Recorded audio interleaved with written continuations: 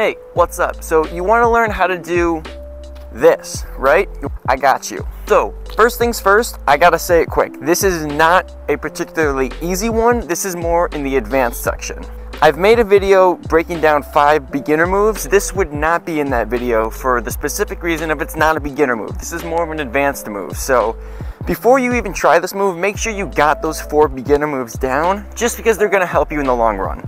Okay, so we got that out of the way. Before you know how to do this one, make sure you know how to do the Annie-Obi. That's your only prerequisite for this. If you're gonna learn any spin, make sure you know the Annie-Obi, because that is what leads in to the throw, okay? So, we know how to do our basic twirls and we know how to do our Annie-Obi. Now let's break down how we do this one. It's a little bit more simple than it seems. The only complex part is the unpredictability. You're throwing a saber in the air and you're relying on the spin of it and catching it. It's not like a normal saber flow where you can control the blade entirely. You're throwing it in the air and you have to trust you know how to catch it. That's the only difficult part. So, before we get into breaking down the flow one at a time, let's do a couple practice moves. What you're gonna wanna do, I want you to start by just tossing your saber back and forth. Get the hang of tossing your saber between one hand and the other, right? Then you can kind of switch up, toss your saber to one hand, flip it around, do fun stuff like this, right? Just get the hang of throwing your saber in the air. And then if you start getting fancy, start throwing in some twirls. So instead of just doing this, maybe throw in a little twirl and catch it. Throw in a little twirl and catch it, okay? Just do that. Do it every now and then. Throw your saber up and make sure you're catching the hilt. It's very important to do that. You want to get into the habit of throwing your saber up and catching the hilt no matter where it spins, okay? Because the saber is always going to spin in an imbalanced way. You want to make sure you're catching the hilt no matter where it spins. So do that until you feel comfortable throwing your saber around no matter what you're doing, all right? If you made it this far, you know how to do your Annie-Obi and you know how to throw a saber and catch it. Let's break down this actual spin. So, do your Annie-Obi. Start up front, go back for your Annie-Obi, right? So do a couple Annie-Obis, and when you're gonna do this spin, you're going to do the spin on this part of the Annie-Obi when you come back around for the twirl, all right? So the Annie-Obi obviously starts in front, you twirl it from behind, do another twirl behind, and then you swing it around in the front. This right here, that swing, that's where you're doing this flow, okay? So, Annie-Obi, start here. When you get to this point and your hand gets right here, now's the point where you throw it, okay? And what you want to do is you want to throw it in an underhand motion that way. So when you're doing your Annie-Obi, twirl very slowly, and then when you get here, you're going to move your blade up like this and toss it, all right? So Annie-Obi, throw, toss, like that, okay? Annie-Obi, very slowly, don't throw it down here, get your blade up and toss. It seems unnatural to do it slow because you're normally supposed to do it quick where the momentum carries the blade around. But when you do it slow, it seems unnatural. But just start slow. Annie-Obi, get down here, move your blade back up and toss it.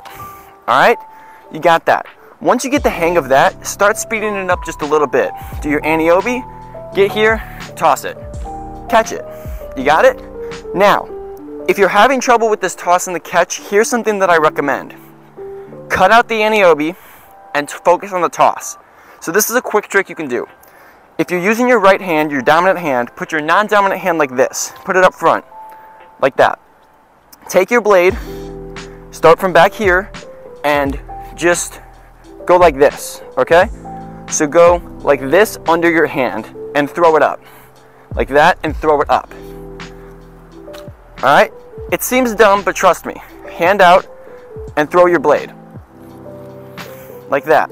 Keep doing that. Keep doing that. Now you might be asking, why are you having me do this? That's not part of the spin. Well, it actually is. A lot of times when people do this spin, one trouble that they get into is when they throw it that way. And your blade's gone. You throw it too far to the right or left. What you want to do is throw it up. That's why if you're struggling with the blade flying off, practice this move where you're throwing the blade up, because it naturally will build the muscle memory in your arm to go up, all right? So, let's break it down one more time. You know your Annie-Obi, you know how to throw a blade and catch it, right? Let's break it down one more time.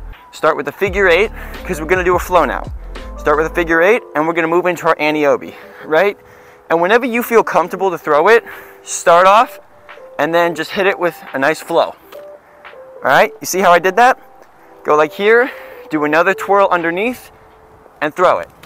Again, you're throwing underhand. So when you get your Aniobi, go like this, throw it again, and you can catch it. Now, that's the basic version of this. If you want to start getting more advanced, you can throw it harder, faster, and catch it in different ways. Obviously, I can catch it with the same hand I threw it with, or I can catch it with my left hand.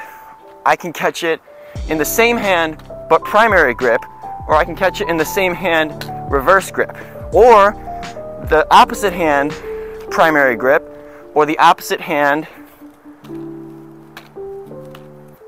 reverse grip.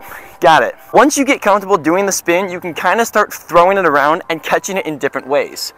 I'll be honest, whenever I'm doing a flow, I don't ever plan how I'm gonna catch it. I just throw it and catch it however I can see fit.